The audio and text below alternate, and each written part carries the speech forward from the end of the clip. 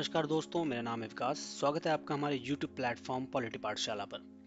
आज के हमारे इस वीडियो में हम कंटिन्यू करेंगे 11th क्लास की पॉलिटी का थर्ड चैप्टर, जो कि है इलेक्शन एंड रिप्रेजेंटेशन। ये पार्ट 7 है और ये इस चैप्टर का फाइनल पार्ट है। 6 पार्ट्स ऑलरेडी हमारे चैनल पर अवेलेबल हैं, जिसके लिंक आपको डिस्क्रिप्शन में मिल जाएंगे।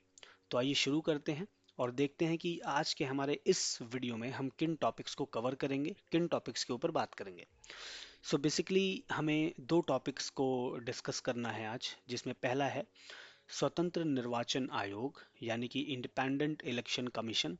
हम देखेंगे कि इंडिपेंडेंट इलेक्शन कमीशन है क्या, इसकी रिक्वायरमेंट क्या है और इसका मतलब क्या है। इसके साथ ही हम बात करेंगे इलेक्शन रिलेटेड रिफॉर्म्स के बारे में, जिसे इलेक्ट्रोल रिफॉर्म्स कहा जाता है। इंडिया के अंदर जो इलेक्शन कमीशन है और जो इलेक्शन सिस्टम है वो ऑलरेडी बहुत अच्छे से काम कर रहे हैं, किसी तरह की उसमें कोई कमी नहीं है। लेकिन फिर भी डेवलपमेंट और चेंज की ज़रूरत हर जगह है। ठीक है, तो इलेक्शन कमीशन के अंदर भी कौन से कुछ पॉजिटिव चेंजेस हैं जो पास्ट में हो सकते थे या फिर जो फ्यूचर में होने चाहिए, वो कौन से रिफॉर्म्स हैं, वो कौन से चेंजेस हैं जिससे हमारा इलेक्शन कमीशन और हमारा इलेक्शन सिस्टम और भी ज़्यादा अच्छा हो जाएगा। वो ऑलरेडी अच्छा है, बट वो और भी ज़्यादा अच्छा हो जाएगा। वो कौन कौन सी चीज़ें हैं उसके बारे में हम डिस्कस करेंगे कि वो सुधार क्या क्या हो सकते हैं। तो आइए शुरू करते हैं और देखते हैं कि इंडिपेंडेंट इलेक्शन कमीशन का मतलब क्या है। इंडिया जैसे देश में, इंडिया जैसी कंट्री में, जो कि डेमोक्रेसी तो है लेकिन बहुत ज़्यादा डाइवर्सिटी वाला देश है, अब यहाँ पर फ्री एंड फेयर इलेक्शन कराना उतना ही मुश्किल था और उतना ही मुश्किल है जितना मुश्किल यहाँ पे डेमोक्रेसी को इस्टेब्लिश करना था। ठीक है, या फिर यहाँ पे कॉन्स्टिट्यूशन बनाना था, या फिर जितना जितना मुश्किल देश की आज़ादी को हासिल करना था, उतना ही मुश्किल है फ्री एंड फेयर इलेक्शन कराना। चुनाव का जो सारा कार्य है वो बहुत अच्छे से हो जाए, वो बहुत ज़्यादा मुश्किल से उसकी देखरेख की जाती है और वो बहुत ज़्यादा टफ टास्क है द कंट्री के लिए भी और उन डिपार्टमेंट्स के लिए भी जो इलेक्शन से जुड़े हुए हैं। अब ऐसे में बहुत सारी कोशिशें इंडिया में की जा चुकी थी और इवन आज भी की जा रही हैं कि ये सारी चीज़ें कैसे पॉसिबल हो सकें। और इन्हीं सारी चीज़ों को ध्यान में रखते हुए जो कॉन्स्टिट्यूशन मेकर्स थे उनको पता था कि देश में ऐसी परेशानियां हो सकती हैं, क्योंकि वो पहले से ऐसी चीज़ें देखते हुए आ रहे थे। ठीक है, तो उन्होंने इलेक्शन कमीशन यानी कि निर्वाचन आयोग का जो प्रोविज़न है वो कॉन्स्टिट्यूशन में रखा। और भारतीय संविधान का अनुच्छेद 324, ठीक है, इंडियन कॉन्स्टिट्यूशन का आर्टिकल 324 बताता है चुनाव आयोग के बारे में या फिर निर्वाचन आयोग के बारे में, जिसे हम इलेक्शन कमीशन कहते हैं। चुनाव आयोग और निर्वाचन आयोग दोनों एक ही चीजें हैं।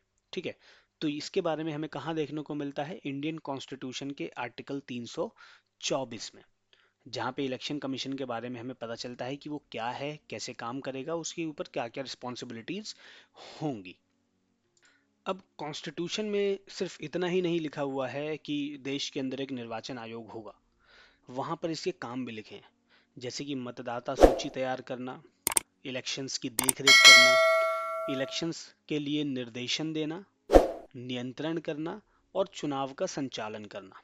ठीक है जी, यानी कि डायरेक्शन, कंट्रोल और उसके साथ साथ सुपरिटेंडेंस।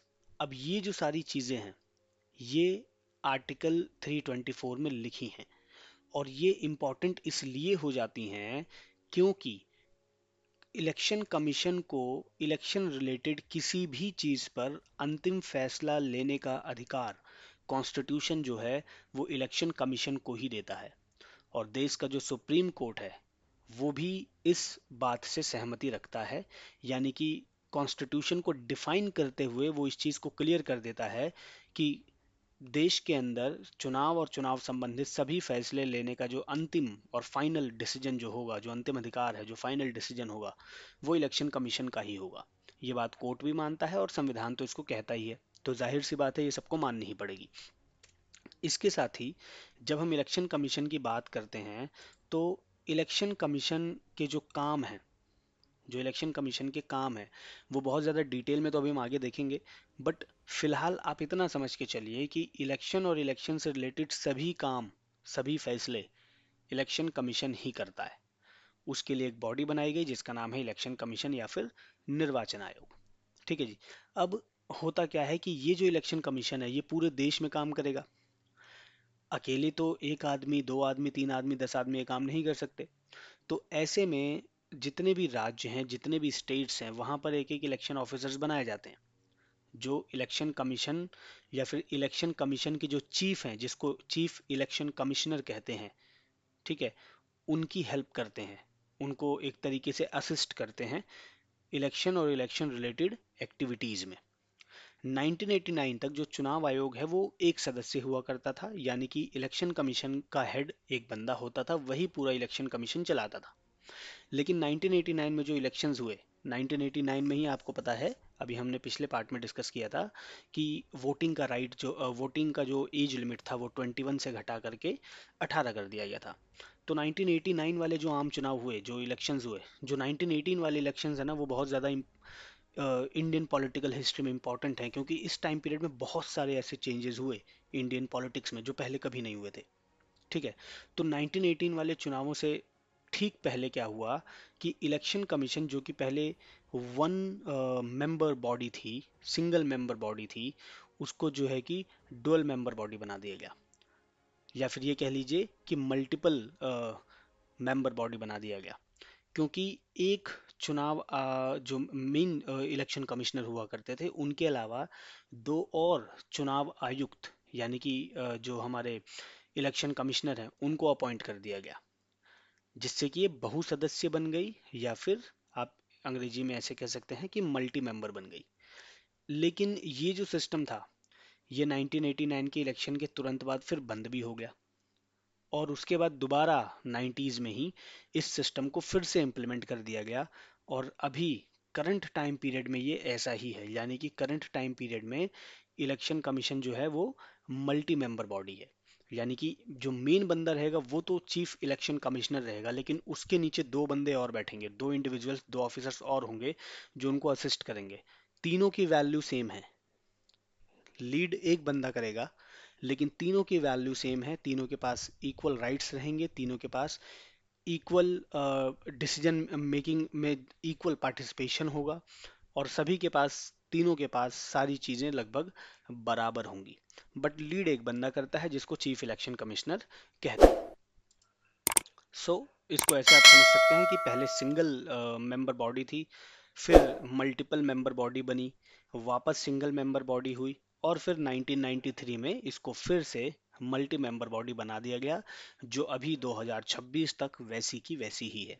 और लगता नहीं कि इन फ्यूचर इसमें कोई बदलाव होंगे। हालांकि एक बहुत बड़ा डिबेट का टॉपिक भी है, एक सिस्टम है जो इलेक्शन कमीशन के अंदर या फिर निर्वाचन आयोग के अंदर इम्प्लीमेंट करने की बात बड़े लंबे टाइम पीरियड से की जा रही है, बट वो काफ़ी टाइम से फुलफिल हो नहीं पा रहा है, उसके ऊपर बहसबाजी और डिस्कशंस हमेशा चलते रहते हैं। फिलहाल ये मल्टी मेंबर बॉडी है, बट ये देखना है कि कब तक ऐसा बना रहता है, हो सकता है इसमें कुछ चेंजेस हो जाए इन फ्यूचर।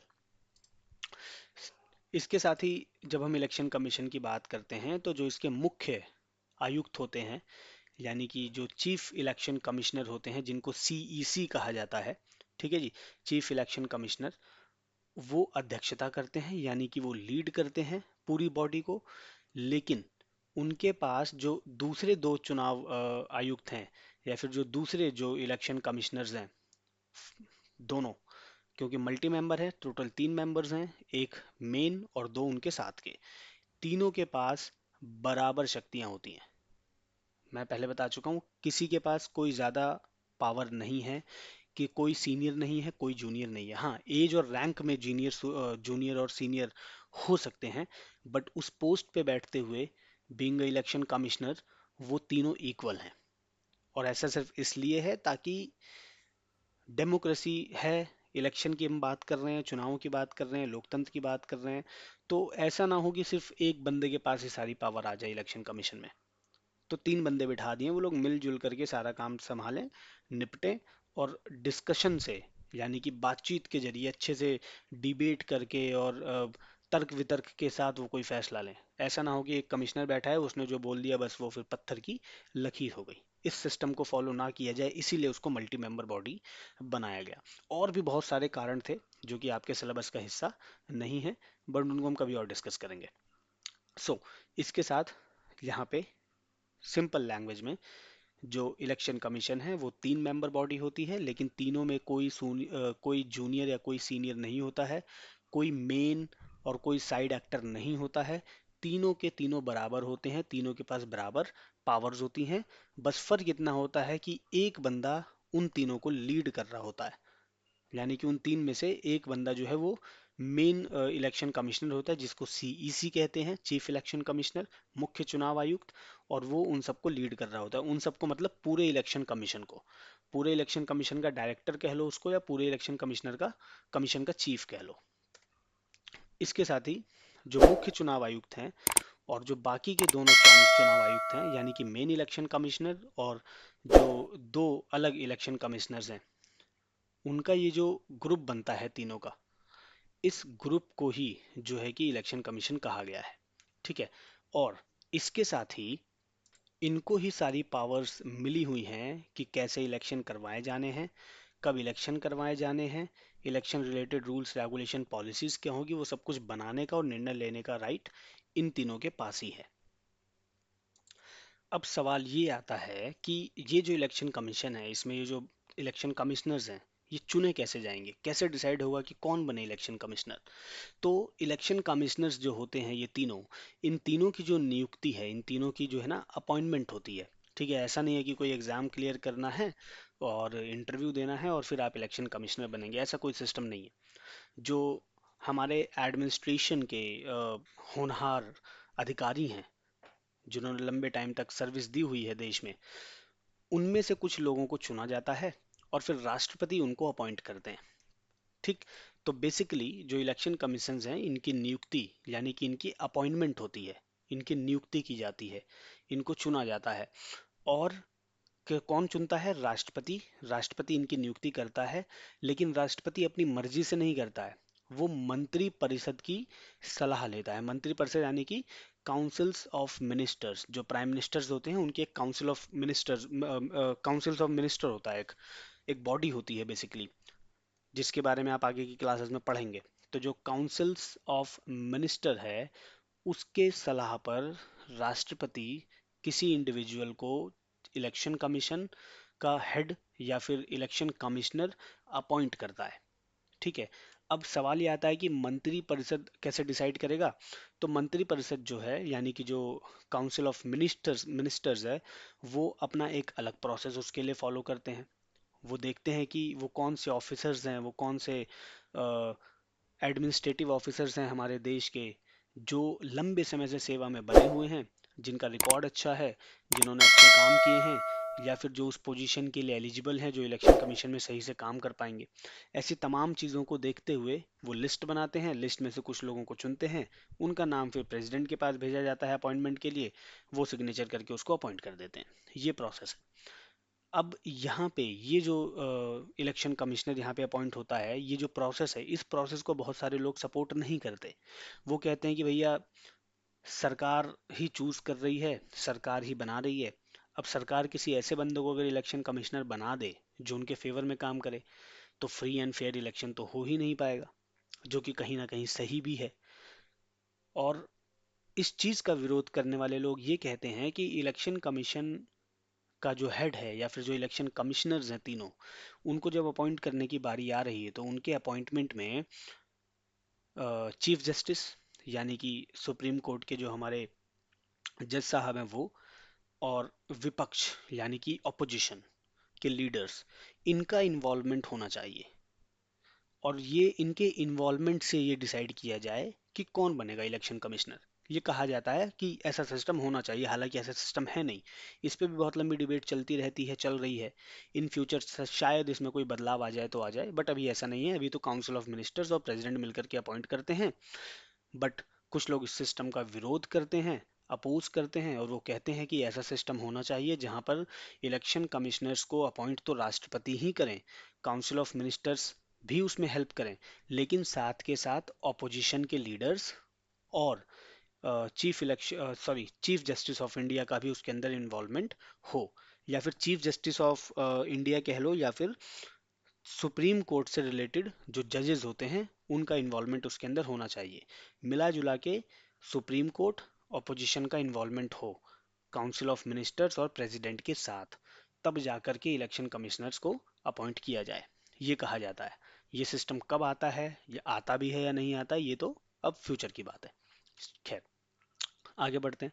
अब ये जो इंडिपेंडेंट इलेक्शन कमिश्नर है, इनका जो पूरा ये सिस्टम है, अब इनको अपॉइंट तो किया जा रहा है, लेकिन इसका मतलब ये नहीं है कि एक बार अपॉइंट हो गए तो पूरी जिंदगी उस पोस्ट पर बने रहेंगे। उसके लिए भी सिस्टम है कि वो कब वो कुर्सी छोड़ेंगे या कब उनसे वो कुर्सी छुड़वाई जाएगी। इंडियन कॉन्स्टिट्यूशन के आर्टिकल 324 से 329, जो ये 5-6 आर्टिकल्स हैं, इन्हीं आर्टिकल्स में सारी चीज़ें लिखी गई हैं इलेक्शन कमीशन के बारे में, कि वो कैसे बनेगा, क्या काम करेगा, क्या रिस्पॉन्सिबिलिटी होगी, वगैरह वगैरह। तो इनको अपॉइंट तो कर दिया गया प्रेसिडेंट के द्वारा काउंसिल ऑफ मिनिस्टर्स की सिफारिश पर, लेकिन इनका टेन्योर होता है। कॉन्स्टिट्यूशन में ही वो टेन्योर भी लिखा हुआ है कि अगर वो एक बार सीट पे बैठ गए, एक बार गद्दी पे बैठ गए, इलेक्शन कमिश्नर बन गए, तो वो 6 साल तक ही सर्विस दे सकते हैं मैक्सिमम। 6 साल के बाद उनको वहां से इस्तीफा देना होगा और नया बंदा वहां पे इलेक्शन कमिश्नर बनेगा। या तो उनके 6 साल वो पूरे करें, और अगर 6 साल पूरे करने से पहले वो 65 साल के हो गए तो भी उनको रिटायर होना पड़ेगा वहां से। यानी कि मान लीजिए एक इंडिविजुअल को ये पोजीशन मिलती है 62 साल की उम्र में, तो वो सिर्फ 3 ही साल काम कर पाएगा, वो 6 साल का टेन्योर पूरा नहीं कर सकता, क्योंकि 65 वाली जो एज लिमिट है वो पूरी हो जाएगी। तो या तो 6 साल या फिर 65 वर्ष की आयु तक। अब यहाँ पे एक और चीज है कि मंत्री परिषद और प्रेसिडेंट चाहे तो वापस से उसी बंदे को नियुक्त कर सकते हैं या फिर उसका टेन्योर एक्सटेंड कर सकते हैं, बट उसके लिए उनको एक वैलिड रीजन देना होगा। बट उस केस में भी 65 वर्ष यानी कि 65 ईयर की एज वो बंदा, वो इंडिविजुअल क्रॉस नहीं करना चाहिए। उसकी एज 65 से नीचे ही होनी चाहिए। अगर कोई बंदा 50 साल की एज में लग जाता है इलेक्शन कमिश्नर, तो वो 6 साल पूरे कर लेगा 56 में। अब अगर किसी वजह से दूसरा इलेक्शन कमिश्नर नहीं चुना गया है अभी तक, और अगर गलती से उस टाइम पीरियड में इलेक्शंस आ गए, काम बहुत ज़्यादा है, इलेक्शन कमिश्नर को आने में टाइम लग रहा है, नया इलेक्शन कमिश्नर बनाने में, चुनने में टाइम लगेगा, ऐसे में प्रेसिडेंट और काउंसिल ऑफ मिनिस्टर्स जो है वो मिल करके वो उस बंदे को उसी टेन्योर पे रहने के लिए बोल सकते हैं कुछ दिनों के लिए, और क्योंकि यहाँ पे एक वैलिड रीजन है। तो वैलिड रीजन की वजह से, वैलिड रीजन होने पर उसका टेन्योर बढ़ाया जा सकता है थोड़ा मोड़ा, या तो वापस से उस बंदे वो बंदा इस्तीफा देगा, इस्तीफा देने के बाद वापस उसी को नियुक्त कर दिया जाएगा, क्योंकि नया बंदा चुना नहीं गया है, तो उसी बंदे को वापस से अपॉइंट कर दिया जाएगा, जिससे कि समय बच जाए और काम जो करने हैं वो हो जाए। तो इस तरीके से इलेक्शन कमिश्नर बनाए जाते हैं और हटाए जाते हैं। और हाँ, अपनी मर्जी से तो इलेक्शन कमिश्नर कभी भी इस्तीफा दे सकते हैं, उसके लिए उन्हें 6 साल या 65 वर्ष वाला वो सिस्टम फॉलो नहीं करना है। अगर उनको लगता है कि वो एलिजिबल नहीं है, काम करने में मजा नहीं आ रहा है, या फिर कुछ और परेशानियां हैं, तो वो इस्तीफा कभी भी दे सकते हैं। इसके साथ ही जो इलेक्शन कमीशन है, यहाँ पे जो इलेक्शन कमिश्नर है, यहाँ पे संसद का भी एक यहाँ पे रोल होता है इलेक्शन कमिश्नर के काम में, या फिर ये कह लीजिए कि इलेक्शन कमीशन में। कि हमने भी पीछे देखा ना कि भैया इलेक्शन कमिश्नर को बना रहे हैं काउंसिल ऑफ मिनिस्टर्स और प्रेसिडेंट।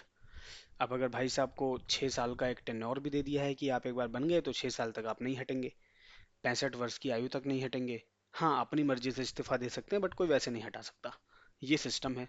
लेकिन यहाँ पे एक और प्रोविजन है, वो प्रोविजन ये है कि अगर संसद में जो मेंबर ऑफ पार्लियामेंट्स हैं, खास तौर पे यहाँ पे हम ओपोजिशन की बात कर रहे हैं, अगर ओपोजिशन को या फिर मेंबर ऑफ पार्लियामेंट्स को ये लगता है कि भैया ये जो बंदा है ये सही से काम नहीं कर रहा है, या फिर इसके काम में करप्शन है, या फिर ये राइट फिट नहीं है इलेक्शन कमिश्नर के लिए, तो वो विशेष बहुमत से एक प्रस्ताव पारित कर सकते हैं। यानी कि वो पार्लियामेंट के अंदर डिबेट कर सकते हैं, डिस्कशन कर सकते हैं, बिल ला सकते हैं। वो बिल अगर विशेष बहुमत से पास हो गया तो वो राष्ट्रपति के पास चला जाएगा, और फिर राष्ट्रपति को उसके ऊपर हस्ताक्षर करने होंगे, जिसके बाद क्या होगा कि चुनाव आयुक्त को अपनी पोजीशन से हटना पड़ेगा। यानी कि इन सिंपल वर्ड्स, पार्लियामेंट अगर चाहे, मेंबर ऑफ पार्लियामेंट अगर चाहें, तो वो विशेष बहुमत से एक बिल पास करके इलेक्शन कमिश्नर को उसकी पोजीशन से हटवा सकते हैं। ठीक है, ये पावर पार्लियामेंट में दी गई है मेंबर ऑफ पार्लियामेंट्स को। सवाल आता है विशेष बहुमत क्या है। तो विशेष बहुमत, जिसको आप इंग्लिश में कहेंगे स्पेशल मेजॉरिटी, ये जो विशेष बहुमत है या स्पेशल मेजॉरिटी है, इसका सीधा सीधा मतलब ये है कि मान लीजिए पार्लियामेंट के अंदर 545 लोग लोकसभा में बैठे हैं और लगभग 245 लोग उधर राज्यसभा में बैठे हैं। ये अप्रॉक्स नंबर्स हैं, ये ऊपर नीचे होते रहते हैं। तो 545 में से मान लीजिए कि ये जो इलेक्शन कमीशन को हटाने वाला बिल है, ये फ्राइडे को लेके आया जा रहा है। ठीक है। अब फ्राइडे को पार्लियामेंट की लोकसभा वाले सदन में 545 में से सिर्फ 300 लोग ही अवेलेबल हैं, तो वोटिंग होगी। बाकी के 245 लोग आए नहीं हैं, 300 लोग ही अवेलेबल हैं, वोटिंग होगी। अब वोटिंग में भी 300 में से सिर्फ 250 लोगों ने ही पार्टिसिपेट किया, 50 लोगों ने बैकआउट कर दिया कि भैया हम इसमें पार्टिसिपेट ही नहीं कर रहे। तो 250 लोगों ने वोट किया। अब ये जो 250 लोग वोट करेंगे, अगर इन 250 लोगों में से मेजॉरिटी ने यानी ज्यादा लोगों ने वोट पॉजिटिव वे में कर दिया कि भैया ठीक है, इसको पास पास कर दो बिल को, तो वो बिल पास हो जाएगा। इसको बोलते हैं स्पेशल मेजोरिटी, यानी कि जितने लोग अवेलेबल हैं उस टाइम पीरियड में, उस पर्टिकुलर टाइम, उस पर्टिकुलर मोमेंट में जितने लोग अवेलेबल हैं और जितने लोग इलेक्शन उस प्रोसेस में पार्टिसिपेट कर रहे हैं, सिर्फ उनके बेस पर ही मेजोरिटी तय की जाएगी। ये नहीं देखा जाएगा कि टोटल 545 लोग आएंगे तब होगी वोटिंग। ठीक सेम यही राज्यसभा में भी फॉलो होगा। इस तरीके से member of parliament special majority के बेस पे बिल पास करके इलेक्शन कमिश्नर को उसकी पोजीशन से हटा सकते हैं। अब ये जो चुनाव आयोग है, इसके पास जो है कि अपना स्टाफ होता नहीं है। ठीक है, इलेक्शन कमीशन के पास अपना कुछ खास स्टाफ नहीं होता है। वो इलेक्शन रिलेटेड एक्टिविटीज के लिए और अपने कामों के लिए जो देश का प्रशासन तंत्र है, यानी कि जो देश का एडमिनिस्ट्रेशन है, उनकी हेल्प लेता है, उनकी मदद लेता है। और जब कभी भी चुनाव नज़दीक होते हैं या चुनाव होने वाले होते हैं, जो देश का प्रशासन तंत्र है उसकी रिपोर्टिंग कहाँ चली जाती है? इलेक्शन कमीशन को। और इलेक्शन कमीशन उनको अपने हिसाब से चुनाव प्रक्रिया में, पूरे चुनाव में यूज करता है, इस्तेमाल करता है, उनसे काम करता है, करवाता है। ठीक है। अब यहाँ पे हम देखते हैं इलेक्शन कमीशन के काम क्या क्या हैं। यानी कि जो निर्वाचन आयोग है उसके पे बहुत सारे काम होते हैं। ठीक है। बट वो काम, जो कुछ मेन एक्टिविटीज हैं, उनकी जो मेन रिस्पॉन्सिबिलिटीज हैं वो क्या क्या हैं। तो जैसे कि सबसे पहला जो उनका काम है वो है वोटर लिस्ट तैयार करना, वोटर लिस्ट को अपडेट करना। कौन इलेक्शन में पार्टिसिपेट, कौन वोटिंग में पार्टिसिपेट कर सकता है, नहीं कर सकता है। क्योंकि लोग बदलते रहते हैं, उम्र घटती रहती है, लोग मर रहे हैं, नए लोग पैदा हो रहे हैं, इसके साथ साथ लोग अपनी लोकेशन चेंज कर रहे हैं। तो वोटिंग लिस्ट हमेशा चेंज होती रहती है, तो उसको टाइम टू टाइम अपडेट करना और उससे रिलेटेड अगर कोई rule regulation policy notification direction है तो वो देना इलेक्शन कमीशन का काम है। इसके साथ साथ वो चुनाव का समय और चुनाव का पूरा कार्यक्रम तय करता है कि चुनाव कब होंगे, कहाँ होंगे, कैसे होंगे, कितने फेज में होंगे। ठीक। इसके साथ साथ मतगणना कब होगी, काउंटिंग कब होगी, वोटिंग्स की रिजल्ट कब अनाउंस किया जाएगा, वगैरह वगैरह। और इसके साथ साथ इस पूरी प्रक्रिया में वो ये भी इंश्योर करता है कि इलेक्शन फ्री एंड फेयर हो। उसके लिए सिक्योरिटी का बंदोबस्त, उसके लिए आचार संहिता लागू करना, वगैरह वगैरह, जो दूसरी आप ये कह सकते हैं कि प्रोविजनल या लीगल एक्टिविटीज़ होती हैं, वो सारी चीज़ों का ध्यान भी इलेक्शन कमीशन ही रखता है। और इसके साथ साथ जो पॉलिटिकल पार्टीज़ हैं उनको मान्यता देना, यानी कि उनको अप्रूव करना as a political party, valid proof करना कि भैया ठीक है आप पॉलिटिकल पार्टी हैं। ऐसे तो कोई भी मतलब 100 200 300 लोगों का ग्रुप जाएगा और अपने आप को पॉलिटिकल पार्टी बना के इलेक्शन में पार्टिसिपेट कर लेगा, बट ऐसा नहीं है। इलेक्शन कमीशन ही ये फाइनल डिसीजन देता है कि वो किसी पार्टी को पॉलिटिकल पार्टी कंसिडर कर रहे हैं या नहीं कर रहे हैं। और उनके जो चुनाव चिन्ह होते हैं, यानी कि जो उनके पार्टी के सिंबल्स होते हैं, वो सिंबल्स को भी अप्रूवल इलेक्शन कमीशन ही देता है। तो ये सारे इलेक्शन कमीशन के काम होते हैं। ये जो इलेक्शन कमीशन के सारे काम हैं ये बहुत ही आसान शब्दों में आपकी एनसीईआरटी की बुक में भी लिखे हुए हैं, आप वहां से भी इसको एक बार पढ़ सकते हैं। फिलहाल आगे बढ़ते हैं और देखते हैं कि भारत में चुनाव सुधार की जरूरत क्यों है और कौन कौन सी तरह के चुनाव सुधार भारत में होने चाहिए। जब हम चुनाव सुधारों की बात करते हैं तो यहाँ पे एक चीज़ समझ लेना बहुत ज़रूरी है कि देखो अभी देश को आज़ाद हुए लगभग लगभग 80 साल हो गए हैं।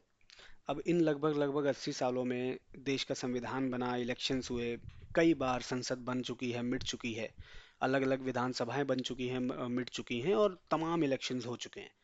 अब इन सारे एक्सपीरियंस के बेस पर समाज में अलग अलग लोग, अलग अलग डिपार्टमेंट्स, अलग अलग इंटेलेक्चुअल्स, अलग अलग पीपल ऑफ ग्रुप जो है वो बहुत सारे सुझाव देता है, बहुत सारी चीज़ें बताता है कि इलेक्शन कमीशन में ये चीज, इलेक्शन सिस्टम में और इलेक्शन कमीशन में ये चीज़ें होनी चाहिए, ये चीज़ें नहीं होनी चाहिए। अब इन सुधारों को लेकर के, इन रिफॉर्म्स को लेकर के कभी भी पूरी जनता, पूरा देश एक मत नहीं हो सकता। एक मत नहीं हो सकता मीन्स कि वो सिंगल इन सभी रिफॉर्म्स पर वो अग्री नहीं हो सकता हमेशा, क्योंकि डाइवर्सिटी है, अलग अलग सोच विचार वाले लोग हैं। तो हमेशा इसके अंदर एक तरीके का अग्रीमेंट और डिसएग्रीमेंट बना रहेगा, कोई किसी चीज़ पे मानेगा, कोई किसी चीज़ पे मानेगा। लेकिन फिर भी अगर हम इन सारी चीज़ों को देखें तो कुछ ऐसे बदलाव हैं, कुछ ऐसे रिफॉर्म्स हैं जिन पर शायद मैक्सिमम लोग एक साथ आ जाएं कि हाँ भैया ऐसा होना चाहिए और ये बदलाव होने चाहिए। बट ये नहीं पता ये बदलाव कब होंगे, होंगे भी या नहीं होंगे। बट लोग अग्री कर सकते हैं कि ऐसे बदलाव होने चाहिए, एटलीस्ट सोच तो सकते ही है ना हम। जनता जो है वो सोच सकती है कि ये चीज़ें हो सकती हैं, ये चीज़ें होनी चाहिए। होना ना होना तो आगे की बात है। और इसके साथ साथ ये कि ये जो रिफॉर्म्स हैं, ये रिफॉर्म्स किसी काम के नहीं रह जाएंगे तब तक जब तक देश की जनता, यानी कि वोटर और लीडर्स, इलेक्शन में पार्टिसिपेट करने वाले लोग, पॉलिटिकल लीडर्स, पॉलिटिशियंस और देश की जनता, जब तक वो खुद को, अपने आप को नहीं बदलेगी, यानी कि ये रूल रेगुलेशन पॉलिसीज किसी काम के नहीं रहेंगे, ये सब धरी की धरी रह जाएंगी अगर देश की जनता खुद सतर्क नहीं होगी, खुद अच्छा नहीं सोचेगी, खुद अच्छा नहीं करेगी। क्योंकि पॉलिसीज और रूल्स बनाए जाते हैं लेकिन उनको फॉलो तभी तभी वो फॉलो हो पाएंगे, तभी वो इम्प्लीमेंट हो पाएंगे जब लोग उसको सच में एक्सेप्ट करेंगे। ठीक है, उसको एज अ बर्डन नहीं बल्कि एज अ चेंज अगर वो लेंगे तो कहने के लिए तो ये रिफॉर्म्स जरूरी हैं, होने चाहिए। अगर हो जाए तो बहुत अच्छी बात है। लेकिन सिर्फ इन रिफॉर्म्स के आने से कुछ नहीं होगा। देश की पॉलिटिक्स में जो लोग हैं, यानी कि जो देश के पॉलिटिशियंस हैं, उनको भी खुद को बदलना होगा। और देश के जो वोटर्स हैं, देश की जो जनता है, उनको भी खुद को बदलना होगा। तभी एक निष्पक्ष और फ्री इलेक्शन हो पाएगा, यानी कि फ्री एंड फेयर इलेक्शन वाला जो सिस्टम है वो तभी फुलफिल हो पाएगा। चुनाव और चुनाव संबंधित एक्टिविटीज में तभी रिफॉर्म्स आ पाएंगे जब लोग खुद को रिफॉर्म करेंगे, खुद को बदलेंगे। सिर्फ रूल रेगुलेशन बदलने से काम नहीं चलेगा। बट क्योंकि हम रूल रेगुलेशन की बात कर रहे हैं, तो वो कौन कौन सी चीज़ें हैं जो बदली जा सकती हैं या फिर जिसके अंदर चेंजेस होने चाहिए, तो हम उनको एक बार देख लेते हैं। इसके अंदर जो सबसे पहली चीज़ आती है, जब हम टाइप्स ऑफ इलेक्शन सिस्टम पढ़ रहे थे तो वहाँ पे भी हमने बात की थी कि एफपीटीपी वाला सिस्टम जो है वो इजी टू यूज़ है, इजी टू अंडरस्टैंड है, बट उसकी वजह से सभी लोगों का रिप्रेजेंटेशन नहीं हो पाता है। तो इसीलिए जो समानुपातिक प्रतिनिधित्व प्रणाली है, या फिर जो पीआर सिस्टम जिसको हम बोलते हैं, प्रोपोर्शनल रिप्रेजेंटेशन सिस्टम, वैसा कुछ सिस्टम इंडिया में इम्प्लीमेंट होना चाहिए जिससे कि हर तरह की हर तरह के लोग, हर तरह के ग्रुप जो सोसाइटी में हैं हमारे, क्योंकि यहाँ पे डाइवर्सिटी बहुत है, सबका रिप्रेजेंटेशन थोड़ा थोड़ा हो सके। ठीक है। इसके साथ और क्या होना चाहिए कि देश की पार्लियामेंट में या फिर जहाँ जहाँ पे भी इलेक्शंस हो रहे हैं, जहाँ जहाँ पर भी चुनाव करके लोगों को, लीडर्स को चुना जा रहा है, वहाँ पर ना वुमेन्स के लिए सीट आरक्षित कर दी जाए, यानी वुमेन्स का पार्टिसिपेशन बढ़ाने के लिए और वुमेन्स को भी थोड़ा सा और आगे डेवलप करने के लिए सीटों का रिजर्वेशन होना चाहिए। इसके साथ ही जो इलेक्शंस हो रहे हैं, आप देखते हैं आज के टाइम पे पॉलिटिशियंस के पास इतना पैसा है, वो इलेक्शन में इतना पैसा लगा देते हैं और इतना ज़्यादा पैसा वो यूज़ करते हैं कि कहीं ना कहीं इनडायरेक्टली वो वोटर्स को खरीद लेते हैं, जो कि नहीं होना चाहिए। जिससे कि फ्री एंड फेयर इलेक्शन क्या हो रहा है, उसका उसका तो रोड ब्लॉक हो रहा है, फ्री एंड फेयर इलेक्शन फिर हो नहीं पाएगा। इस वजह से देश की सरकारों को, इलेक्शन कमीशन को ऐसे रूल रेगुलेशंस बनाने चाहिए जिससे कि मनी का जो फ्लो है इलेक्शन के अंदर वो कंट्रोल हो सके, कम से कम पैसा यूज हो। एक लिमिट तय करनी चाहिए, कुछ सिस्टम बनाना चाहिए। इसके साथ ही हमने पढ़ा कि भैया जिसके ऊपर दो जिस जिस बंदे ने किसी गुनाह के लिए 2 साल या उससे ज्यादा की सजा काट ली है, वो बंदा इलेक्शन नहीं लड़ सकता। जिस बंदे के ऊपर ट्रायल चल रहा है, अगर वो जेल में है लेकिन गिल्टी प्रूव नहीं हुआ है, तो वो केस लड़ सकता है, तो वो इलेक्शन लड़ सकता है। तो ये सिस्टम होना ही नहीं चाहिए। जिसके ऊपर किसी भी तरह का कोई मामला, कोई केस बन गया, कोर्ट केस, पुलिस केस, वो डिस्क्वालीफाई हो जाना चाहिए इलेक्शन में पार्टिसिपेट करने से। ठीक है, एक ये सिस्टम होना चाहिए, ये चेंज होना चाहिए। इसके साथ साथ चुनाव रिलेटेड जितनी भी एक्टिविटीज होती हैं, जो पॉलिटिकल पार्टीज करती हैं, रैलियां निकालना या फिर चुनाव प्रचार करना वगैरह वगैरह, इन जगहों पर, इन एक्टिविटीज में पॉलिटिकल पार्टीज के ऊपर पूरी तरह से बैन होना चाहिए कि वो किसी भी तरह के धार्मिक यानी धर्म संबंधित और जातीय यानी कि जाति संबंधित बातों के ऊपर या चीजों के ऊपर डिस्कशन ही नहीं करेंगे। यानी कि चुनावी रैलियों में, चुनावी चुनाव प्रचारों में धर्म और जात पात इन सब चीजों के ऊपर बात होनी ही नहीं चाहिए, ये पूरी तरह से बैन होना चाहिए। क्योंकि इसी के थ्रू फिर वो डिवाइड एंड रूल वाली पॉलिटिक्स करते हैं, जो इंडिया में बहुत ज्यादा होता है। इसके साथ साथ जो पॉलिटिकल पार्टीज इलेक्शन लड़ रही हैं, चुनाव जीत रही हैं और देश में सरकार बना रही हैं, लेकिन इतना सब कुछ करने से पहले बीइंग अ पॉलिटिकल पार्टी भी वो बहुत सारे काम करती हैं। तो उसके अंदर ना उसका उसका एक प्रोसेस होना चाहिए जो सबको पता हो, उसके अंदर पारदर्शिता होनी चाहिए।